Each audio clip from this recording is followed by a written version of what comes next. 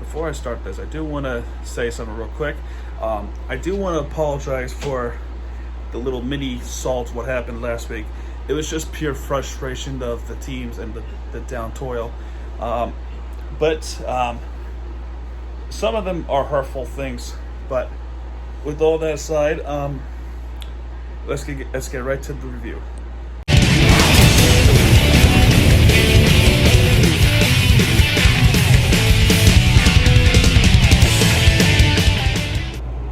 We have a lot to talk about this weekend. And I can't even decide a winner of the week, much more loser of the week. And after a good, long, hard fought, I know who's the winner of the week. By the way, before I get started, this is my new bedroom. Hope you like it. And, okay, so what I'm going to start with is college football. And we actually have something to say about the college football. And that is, this was a great game. I don't know why I sat down and sat back up. Don't ask, please. All right, so we'll start with the Hurricanes because it is definitely a big game to watch. Bailey Hockman with a great catch by Thayer Thomas to make it 7-0 NC State, which they're playing against NC State Wolfpack. Then after that, it's Will Mulroy, 3-yard pass from Darrell King. Right away, it's after that touchdown, they went right down the field. Devin Carter responds to make it 17-14 by Bailey Hockman. D. Wiggins with the 39 yards to make it 14-14. We have a great game to watch. Mike Harley with a 20-yard pass. Christopher Dunn with the 42-yard field goal. Now it's 21-17. Carrie Angeline make it 21-24. So then that's 21-24 NC Wolfpack. Now, third quarter, it's a field goal. Zonovan Knight with the 1-yard run. Make it 24-31. Mike Pope from a Darrell King from the Darrell King touchdown to make it 31-31. Immediately after that play, Zonovan Knight with a 100-yard kickoff return. If you ask me, that's a very bad defending by the special team. So, bad defending to make it 31-38 NC State. Then they add insult to injury with the field goal to make it 31-41 NC State Wolfpack. So now the Hurricanes were down by 10. So then there's the field goal, another field goal, and then we're going right to that walk-off touchdown with Mike Harley. Hey, there you are. Hello. We have a surprise guest. Hello. This is William B. I was gonna ask you like if you could have told me when to come in, like, as a surprise. Well, I was gonna call you in later on. Okay.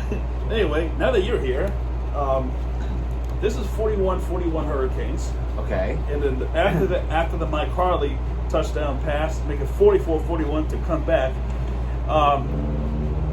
What's his name? Bailey Hockman throws the interception. Hurricanes win. What are your thoughts about this? Let me see. Yeah, check this out.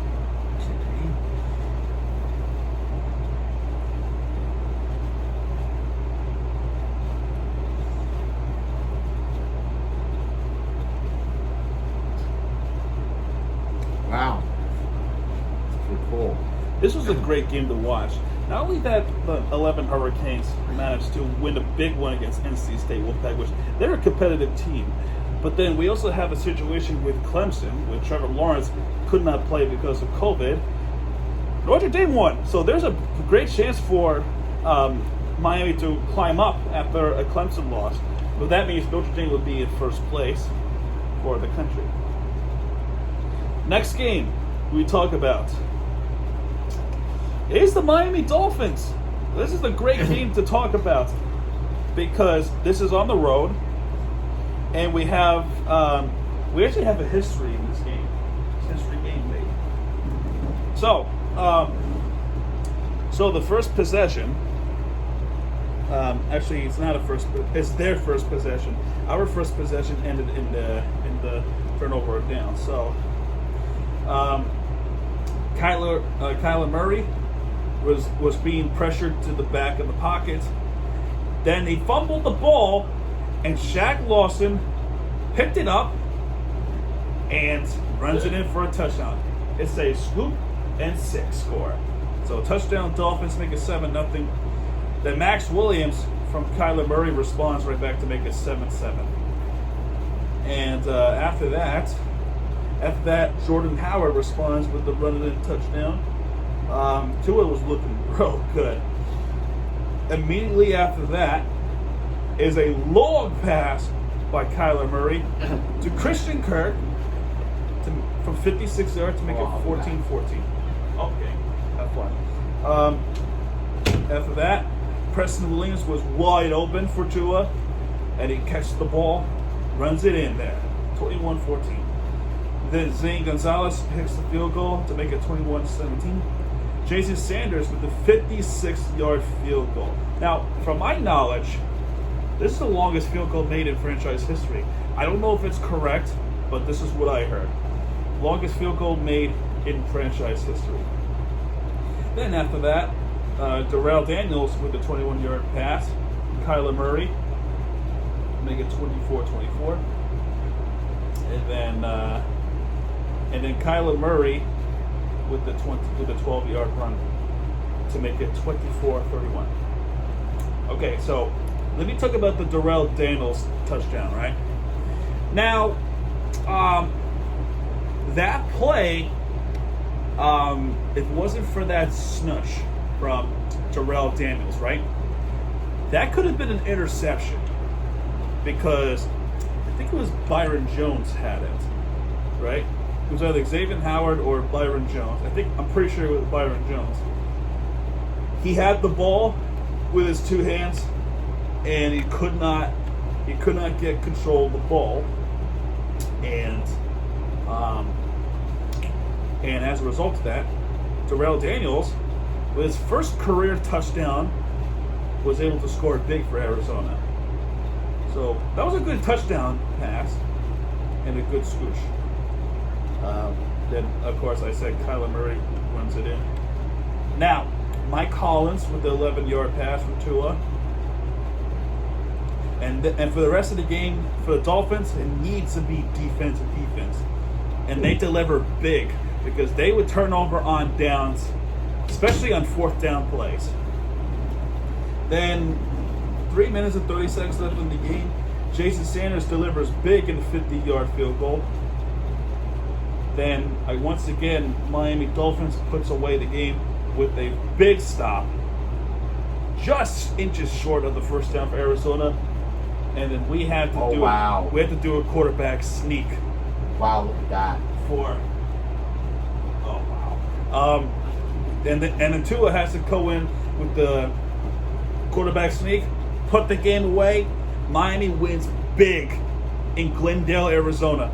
34-31 Dolphins. Big game to watch. Great game to watch, especially if you're a neutral. Now, for Arizona fans, this was a golden opportunity because Seattle lost their game against Buffalo, which if you win this game, you could have been the first place, but that didn't happen. Miami Dolphins prevailed in Glendale, Arizona, and that is in second place. Now, coming up, winner of the week. I regret those words I ate from last week. And in case you can't tell from what I'm wearing, this is an Inter Miami jersey and an Inter Miami hat. And we are going to talk about the situation with Inter Miami Flamingos. That's not their name, but they are the Flamingos, so shut up. Okay, now, this is why he's here, because I need his help. His team was playing Chicago. DC was playing Montreal, in which they couldn't deliver. and Columbus was playing Atlanta. Now we need to leapfrog Atlanta and Chicago. Now, before we talk about Inter Miami and why this game was huge, I give honor and privilege to William B. to talk about his team, New York City FC. Go right ahead. Okay. So, the first half, in the 15th minute, Alexander Callan's goal with his head, a header. Then, 32nd minute, Gary Mackey Steven goal. So he scores in the 32nd minute. Then the Chicago Fire respond big time with Robert Barrett goal. Then back to the 37th minute, Jesus Medina scores for NYCFC. See, now this is where it gets pretty darn crazy. 42nd minute. I don't even know how to say this name. For Chicago? Yeah. So, Przemysław Frankowski. Yeah. He equalized. He actually scored twice. Yeah, he equalizes in the 43rd minute. After his goal in the 42nd. So, He scores both. Wow, he scores both. 42nd and 43rd minute. the reason why he's here, because normally we strictly talk about Miami sports. But for this exception here, we talk about NYCFC because they are the big part of why we leapfrog those teams over. Normally, when we talk about NYCFC, it would be on the Mirror TV show, but for this one, I make a great exception. So now it's tied 3-3 in the first half, and I missed the ridiculous first half because I was in the city today with my parents. But then, in the 77th minute, the man, the myth, the legend, Valentin Castellanos scores a goal with an error by the Chicago Fire goalie, which was amazing. And there were some points in that game where I thought that Chicago was going to, take the lead back, score, because they had really good opportunities. But NYCFC just had the better defense. So, he brought up the point of he thought they were going to take the lead or equalize Chicago. This is exactly how I thought with Inter Miami. So now, we talk about NYCFC, why they're the big role. It's up to us to actually win the game. And boy, do we have our fingernails bite in the second half. So, for starters, let's talk about the first half. So, it wasn't Will Trapp like there was an error on the scoreboard. It's actually Mikey Ambrose with his first goal of his season. I'm pretty sure it's his first goal of his season. So let's see here. Yep, that's his first goal of the season. So congratulations to Mikey Ambrose, who is wearing number 33. It happened in the 19th minute. Then 4 minutes later, Leandro Gonzalez Perez from a corner, second time in this season. It happened from the corner. Make it 2-0 Inter Miami. Now, the reason why I said second time, because it happened the first time at home against Orlando City, which ultimately wins us the game. Now, in the rest of that game, they had so much chances. They look like a better team, Inter Miami, against a very, very weak FC Cincinnati. However, FC Cincinnati, with a momentum shifter, Joseph Claudigayu, or how do you pronounce his last name, in the 66th minute, actually scores a pretty good goal. Pretty nice goal, if I would say. Although John McCarthy should have probably saved that, but I give credit where credit's due for FC Cincinnati. That was a good goal. So now, we pretty much have our asses shot because Miami has a history of blowing leads, especially on big important games, like such as the game against Dallas, games against Toronto, who else? Games against Montreal and Atlanta. So they have a history of doing that. So now most of us, especially me, are very fearful that it could happen again. Then in the 88th minute, Andres Reyes, with the second yellow, and because he has a second yellow, it's an automatic ejection card, which is a red card in soccer way. So he got an ejection card, which was, my goodness. So then we were playing with 10 men, and we were holding on to dear lives for the next 4 minutes of stoppage time. So meanwhile, before the red card happened, like William B. said, Castellanos scored the fourth goal to make it 4-3 NYCFC. Then Columbus scored their goal to make it 2-1. Then Montreal had an ejection card as well, but they won their game 3-2 against DC. So DC United is out of the playoffs automatically, right? So the rest of the game, FC Cincinnati was ready to equalize and jeopardize our season. He was, rest in peace, Alex Bregman. I know that story. Jeopardy, he's a heart legend. He's with us, with our hearts forever. So they had a chance, big chances, about at least 2 times from the corner. They almost equalized, but McCarthy with the great save. And before you know it, referee blows a final whistle, and for the first time in their franchise history, 17 ever, Inter Miami makes their first playoff appearance in their franchise history, and it's only their first season. 17 to do that. The 16 was Nashville. So, William B., I want to thank your team for helping us in. NYCFC was battling for something too. They were battling for fourth place and home field advantage somewhat against teams like Orlando. They needed Columbus to lose or tie the game, and that did not happen. So I apologize for that. But they helped us in. That's why William B is here, helping. We help each other out.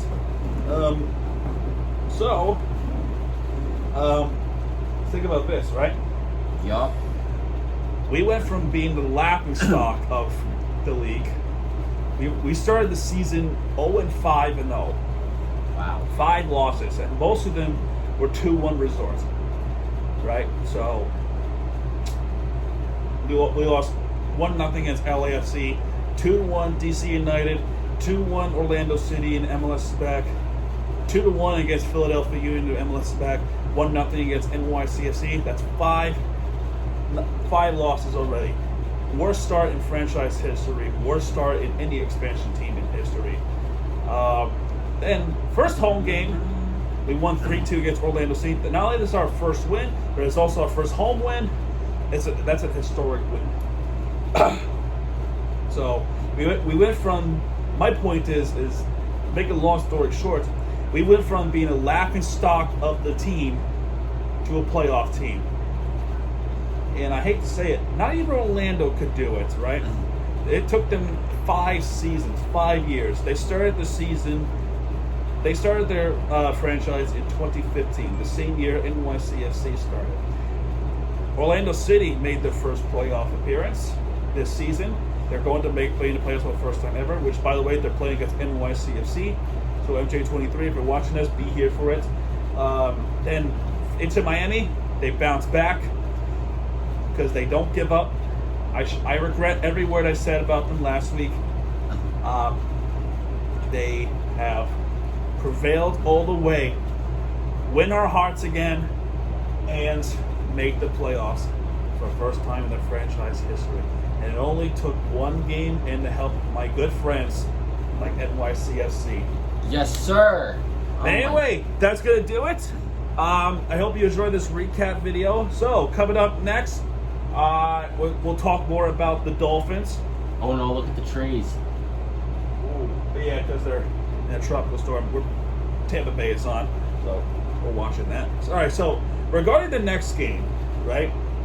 It's in Miami. It looks like they're going to play against Nashville, which is a dream match in the playoffs because there are 2 expansion teams. So bad news is Nashville is red hot. So we have to play hard. We have to play better than they are. And the Miami Hurricanes, they're not playing next weekend, unfortunately, but they will play the. Actually, they're not playing the weekend. Oh wait, yes they are. Oh wait, they're playing against Virginia Tech. My bad. That's a 12 o'clock game. So my cousin's school. Virginia Tech. Yeah. They're gonna lose. Then the Dolphins, they play against the Chargers at home. Then December 22nd, NBA season starts. So we'll be back talking about the Heat again.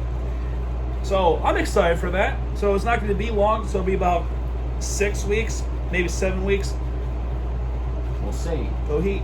Anyways, we're watching the Tampa Bay Buccaneer game right now. Yep, so we're going to get going. If you like this video, please leave a like, hit that subscribe button.